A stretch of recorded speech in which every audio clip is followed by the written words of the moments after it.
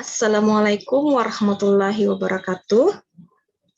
Selamat pagi anak-anak ibu. Hari ini kita akan belajar tematik yaitu tema 5. Tema 5 ekosistem untuk tematik kelas 5 semester 1. Coba kalian perhatikan.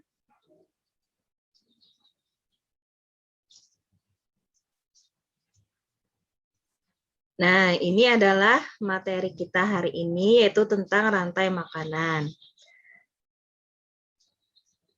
Kita lihat di sini, adapun tujuan pembelajaran kita hari ini adalah melalui video pembelajaran rantai makanan, siswa dapat menganalisis hubungan dan peran antar makhluk hidup yang ada di dalam rantai makanan. Melalui LKPD, siswa dapat membuat karya berupa gambar rantai makanan dengan lengkap dan tepat, serta dapat mempresentasikan hasilnya. Yang ketiga, melalui video pembelajaran tentang pokok pikiran dan peta pikiran pada teks non-fiksi dan kegiatan mencermati teks non-fiksi tentang rantai makanan pada PowerPoint, peserta didik dapat menemukan pokok pikiran yang terdapat pada teks non-fiksi. Yang keempat, dengan mencermati teks non-fiksi tentang rantai makanan, peserta didik dapat memetakan secara tepat informasi penting dari teks non-fiksi ke dalam peta pikiran. Itu adalah tujuan pembelajaran kita hari ini. Kita lihat SK dan KD-nya, standar kompetensi dan kompetensi dasarnya. Nah, di sini ada standar kompetensi. Untuk muatan pelajaran IPA, yaitu menganalisis hubungan antar komponen ekosistem dan jaring-jaring makanan di lingkungan sekitar. Kemudian ada 4.5, membuat karya tentang konsep jaring-jaring makanan dalam suatu ekosistem. Untuk bahasa Indonesia, 3.7, menguraikan konsep-konsep yang saling berkaitan pada teks non-fiksi. 4.7, menyajikan konsep-konsep yang saling berkaitan pada teks non-fiksi ke dalam tulisan dengan bahasa sendiri.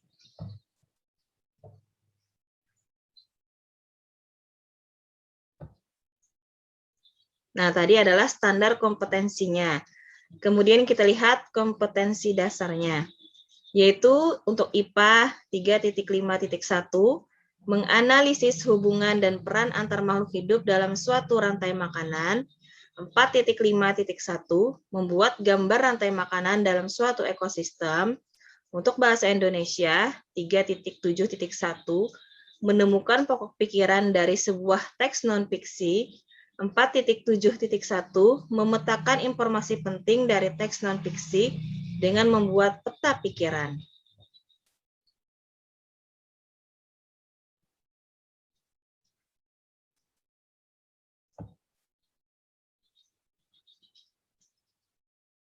Sekarang kita lihat materi hari ini. Nah, di sini ada 2 muatan pelajaran, yaitu pelajaran IPA dan Bahasa Indonesia. Kita lihat untuk rantai makanan adalah materi muatan IPA. Sedangkan pokok pikiran, peta pikiran teks non-fiksi adalah muatan pelajaran Bahasa Indonesia. Kita lihat dulu ke muatan IPA, yaitu tentang rantai makanan. Nah, kalian bisa menyimak video berikut.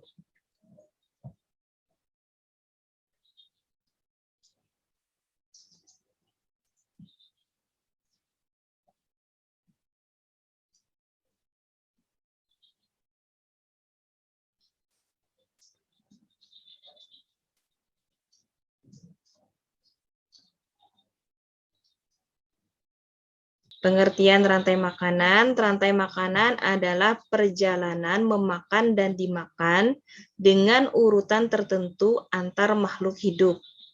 Kalian dapat memperhatikan gambar di samping. Adakah yang bisa menjelaskan? Nah, di sini ini adalah sebuah rantai makanan. Bisa berbentuk lingkaran seperti ini panahnya, bisa juga bentuknya lurus saja. Nah, ini hanya satu arah, jadi tidak bercabang-cabang. Ini adalah rantai makanan. Pertama, kita baca dari gambar ini seperti ini. Ini adalah rumput. Rumput dimakan oleh tikus. Tikus dimakan oleh ular. Ular dimakan oleh elang. Elang mati, maka akan dimakan oleh pengurai atau diuraikan. Nah, pengurai ini nanti akan menjadi pupuk bagi tanaman.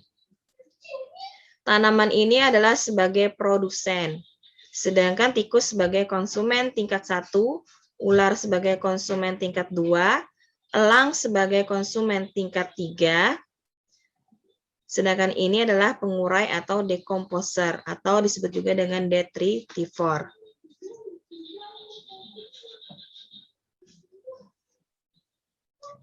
Kemudian kita lihat pada gambar ini adalah di mana ini adalah padi. Padi dimakan tikus, tikus dimakan ular, ular dimakan elang, elang mati akan diuraikan oleh decomposer. Padi sebagai produsen, tikus sebagai konsumen 1, ular sebagai konsumen 2, elang sebagai konsumen 3. Sedangkan di sini bakteri maupun jamur itu sebagai decomposer atau pengurai.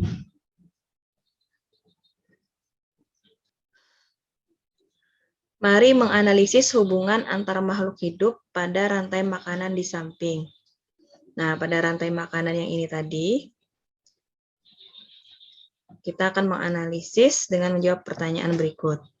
Apa yang terjadi jika ular punah? Kita lihat di sini apa yang terjadi jika ular punah. Ular adalah konsumen 2. Jika ular punah, maka tikus akan tambah banyak karena tidak ada yang makan tikus. Kemudian kalau tikusnya tambah banyak, maka padi akan tambah sedikit karena banyak tikus yang makan padi. Nah, sedangkan kita lihat pada elang, kalau ular punah, maka elang juga ikut punah. Kenapa? Karena ular makanan elang ini punah, sehingga elang tidak ada makanan. Kemudian kita lihat pertanyaan nomor 2. Apa yang terjadi jika padi punah? Kita lihat di sini. Jika padi punah, maka tidak ada makanan untuk tikus, maka tikus akan punah. Kalau tikus punah, maka ular juga akan punah karena tidak ada makanannya. Kemudian jika ular punah, maka elang juga akan punah. Artinya produsen itu sangat penting bagi makhluk hidup. Jika produsen punah, nah otomatis maka makhluk hidup yang lain juga akan punah karena tidak ada makanan utama yaitu produsen. Kemudian yang ketiga, apa yang terjadi jika elang bertambah? Kita lihat di sini, apa yang terjadi jika elang bertambah? Jika elang bertambah, maka si ular akan sedikit. Kenapa jadi ular sedikit? Karena si elang tadi akan banyak memakan ular, sehingga ularnya jadi sedikit. Kalau ularnya sedikit, maka tikus akan tambah banyak. Kenapa jadi tambah banyak? Karena ular tadi sedikit yang memakan tikus. Kalau tikusnya tambah banyak, akhirnya padi akan tambah sedikit.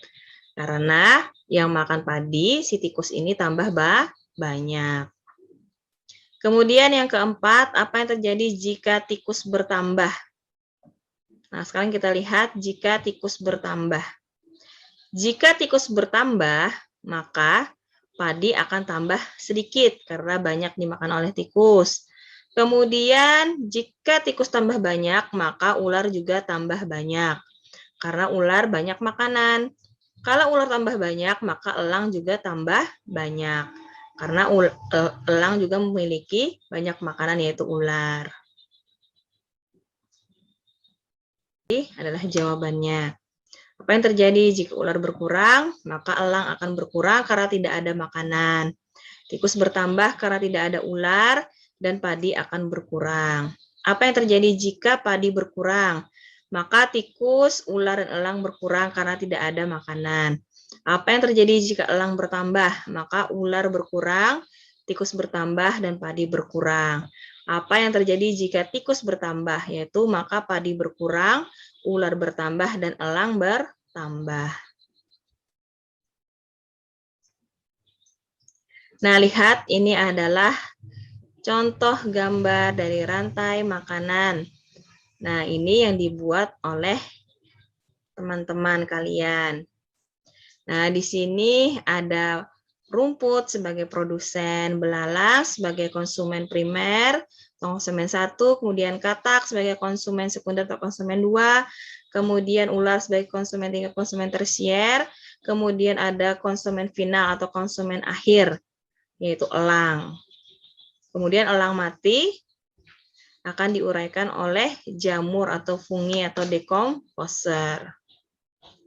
Nah, jadi dari rumput sampai ke jamur atau dekomposer ini adalah rantai makanan. Itu hanya satu baris saja, walaupun barisnya berupa lingkaran. Ini adalah rantai makanan. Nah, sekarang kita menuju ke bahasa Indonesia, yaitu tentang ide pokok. Dalam teks non-fiksi, terdapat informasi tentang suatu kejadian berdasarkan fakta yang disusun ke dalam konsep-konsep teks non-fiksi. Selain dengan menggali informasi, konsep-konsep teks non-fiksi dapat diketahui dengan menentukan ide pokok dari setiap paragraf yang terdapat pada teks non-fiksi. Ide pokok teks adalah inti permasalahan dari suatu teks. Ide pokok berisi gagasan dasar mengenai suatu hal atau kejadian yang ingin disampaikan oleh pembuat teks. Untuk dapat menentukan ide pokok teks, kamu perlu membaca teks dengan seksama. Perhatikan setiap kalimat pada masing-masing paragraf. Dalam suatu paragraf teks non-fiksi, biasanya terdapat satu kalimat yang mengandung informasi atau permasalahan dasar dari teks tersebut. Pada kalimat itulah ide pokok teks dapat ditemukan.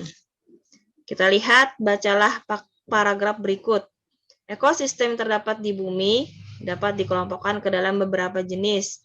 Berdasarkan cara terbentuknya, ekosistem dapat dibedakan menjadi dua, yaitu ekosistem alami dan ekosistem buatan. Ekosistem alami adalah ekosistem yang terbentuk tanpa ada campur tangan manusia, misalnya hutan dan laut. Sementara itu, ekosistem buatan adalah ekosistem yang dibuat oleh manusia.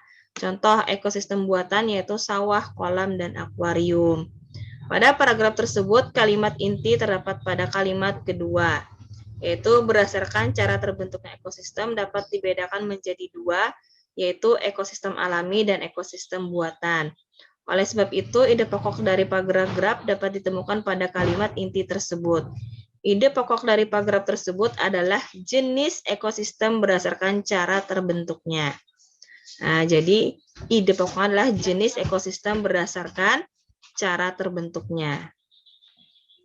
Menguraikan informasi penting dalam bentuk peta pikiran. Nah, di sini ada gambar, ada panah berupa kotak-kotak. Ini adalah merupakan peta pikiran. Kamu telah mempelajari cara menguraikan atau menjelaskan informasi dari teks non-fiksi. Selain disampaikan melalui kalimat dan tabel, informasi dari teks non-fiksi juga dapat disampaikan menggunakan peta pikiran. Peta pikiran merupakan suatu cara mencatat kreatif dan efektif yang disajikan secara ringkas. Peta pikiran biasa disajikan berbentuk cabang seperti pohon. Untuk menguraikan informasi menggunakan peta pikiran, kamu perlu menggunakan ide pokok setiap paragraf dari teks yang disajikan. Kamu juga dapat membuat daftar pertanyaan untuk membantu menemukan informasi dalam teks. Membuat daftar pertanyaan dapat menggunakan kata tanya apa, siapa, di mana, kapan, mengapa, dan bagaimana.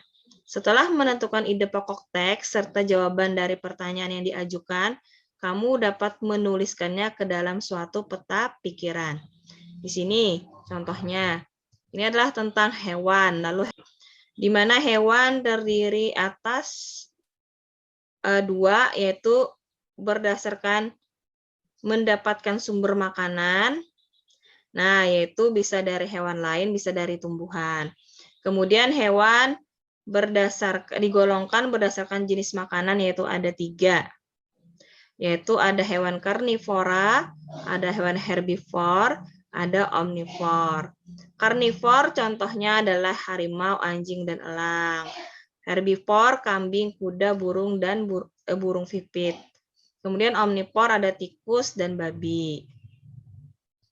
Nah, ini adalah namanya peta pikiran atau peta konsep. Nah, kalian tadi kan sudah menyimak materi untuk muatan IPA dan muatan bahasa Indonesia. Untuk muatan IPA tadi adalah tentang rantai makanan, kemudian untuk muatan bahasa Indonesia adalah tentang teks non-fiksi dan peta pikiran. Kita lihat di sini ada kuis.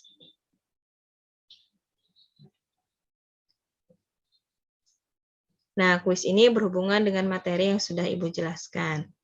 Nah, coba kita klik.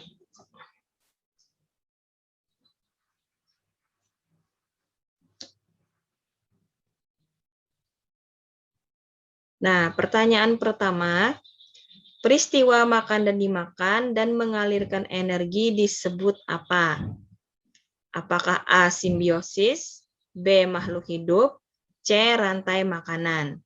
Apa jawaban kalian? Kemudian yang nomor 2,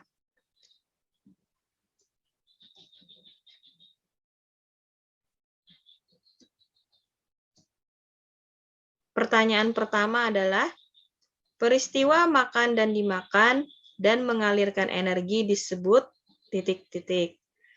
A. Simbiosis, B. Makhluk hidup, C. Rantai makanan. Kira-kira apa jawaban kalian antara A, B, dan C? Kemudian nomor 2. Padi dimakan tikus, tikus dimakan ular, ular dimakan elang. Padi dan ular berperan sebagai apa? A. Konsumen 1 dan 2. Kemudian B. Produsen dan konsumen 2.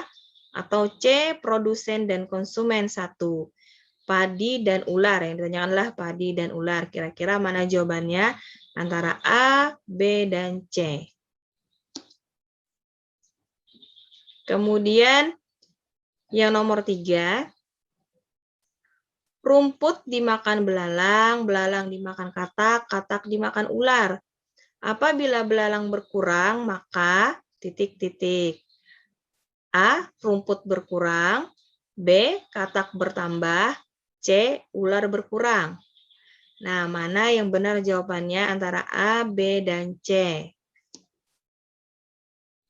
Kemudian yang nomor 4, hewan herbivora adalah pemakan tumbuhan. Contohnya sapi, kambing, kuda, dan domba. Para peternak sibuk memberi makan hewan ternaknya. Pokok pikiran pada teks yaitu, apakah A. Hewan herbivora adalah pemakan tumbuhan, atau B. Contoh sapi, kambing, kuda, dan domba, atau C. Para peternak sibuk memberi makan hewan ternaknya. Kira-kira mana yang tepat antara A, B, C, D sebagai pokok pikiran pada teks tadi? Kemudian nomor 5, apa yang kita lakukan sebelum membuat peta pikiran? Apakah A. Membuat daftar pertanyaan dan jawaban, B. Membaca dengan nyaring, atau C. Memberi garis bawah? Kira-kira apa jawabannya antara A, B, dan C? Nah, setelah kalian menyimak, ada 5 soal ini. Silahkan nanti kalian jawab soalnya, kemudian kirim ke Ibu Ihda ya.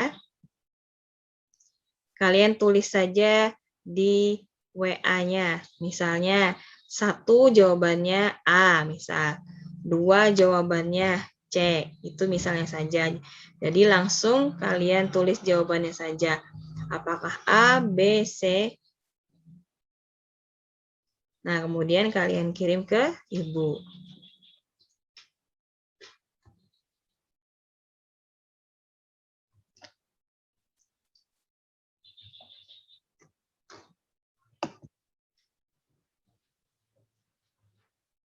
Baik, jadi demikianlah pembelajaran kita hari ini. Ibu mohon maaf apabila ada salah kata ataupun kekurangan dalam penyampaian materi hari ini. Ibu ucapkan terima kasih. Wassalamualaikum warahmatullahi wabarakatuh.